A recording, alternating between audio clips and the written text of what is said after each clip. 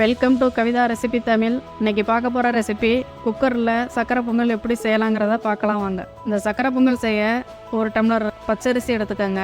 அதே கப்பில் வெல்லம் உடச்சி வச்சுருக்க வெல்லம் ஒரு டம்ளர் எடுத்துக்கோங்க. அதே டம்ளரில் பாசிப்பருப்பு அரை டம்ளர். இதை வச்சதே இப்போ பொங்கல் செய்ய போகிறோம். இப்போ ஃபஸ்ட்டு குக்கரில் இந்த பாசிப்பருப்பு லைட்டாக பொன்னிறமாக வறுத்துக்கலாம். கருகாத அளவுக்கு ஸ்டவ்வை சிம்மில் வச்சுட்டு நல்லா லைட்டாக வறுத்து எடுத்துக்கோங்க. இப்போ அந்த அரிசி ஒரு டம்ளர் அரிசியையும் அதை கூட சேர்த்து ஸ்டவ் ஆஃப் பண்ணிவிட்டு அதை கழுவி ஒரு 10 நிமிஷம் ஊற வச்சுக்கிடலாம். இப்போ இந்த வெல்லத்தை அரைச்சி எடுத்துக்கலாம். தண்ணி ஊற்றி பாகுபதம் தேவையில்ல, இது மண் தூசி இருக்கலாம், அதனால் இந்த மாதிரி கரைச்சி எடுத்துக்கலாம். இப்போ இந்த பேனில் இந்த வெல்லத்தை சேர்த்து மூழ்கிற அளவுக்கு தண்ணி சேர்த்துக்காங்க. சேர்த்து இதை கரைகிற வர ஸ்டவ்வை சிம்மில் வச்சுட்டு இந்த மாதிரி கரைச்சி எடுத்துக்கோங்க.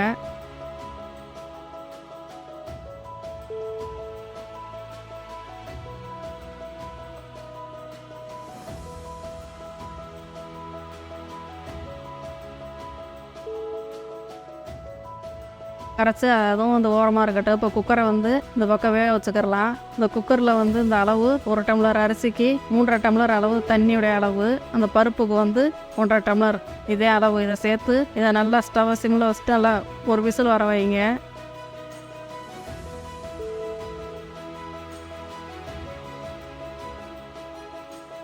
இப்போ முந்திரி திராட்சை இந்த பக்கம் வறுத்து எடுத்துக்கலாம்.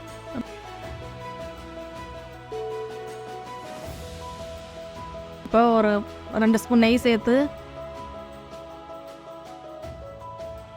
முந்திரி ஒரு கைப்பிடி முந்திரி அதை சேர்த்து நல்லா லைட்டாக வறுத்து எடுத்துக்கோங்க.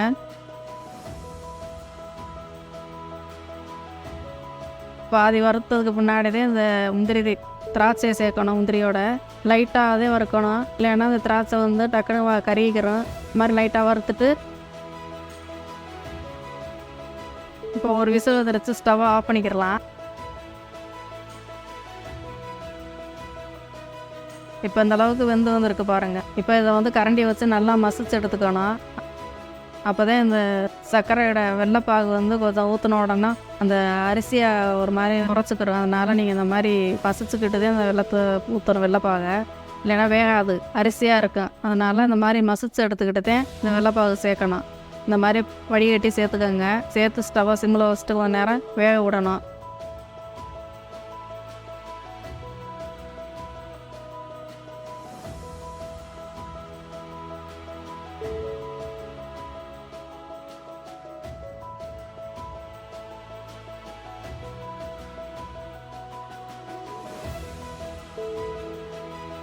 இனிப்பு அதிகப்படுத்துறதுக்கு நீங்கள் தூள் சால்ட்டு சேர்த்து நல்லா அதை மிக்ஸ் பண்ணிக்கணும். இப்போ ஸ்டவ்வை சிம்மில் வச்சு நல்லா கிளறிக்கிட்டே இருக்கணும்.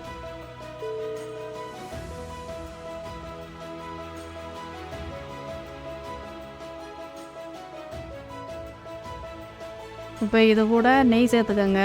ஒரு 2 ஸ்பூன் நெய் சேர்த்து இதையும் நல்லா மிக்ஸ் பண்ணிக்கோங்க.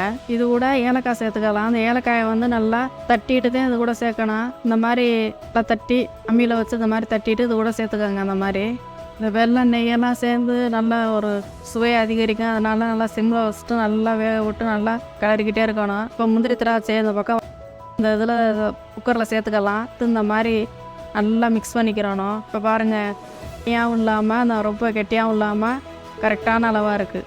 ஒரு அருமையான சக்கரை பொங்கல் ரெடி. ஒரு அவசரமாக செய்யணும்னா நீங்கள் அந்த மாதிரி குக்கரில் உடனே செஞ்சு முடிச்சிடலாம்.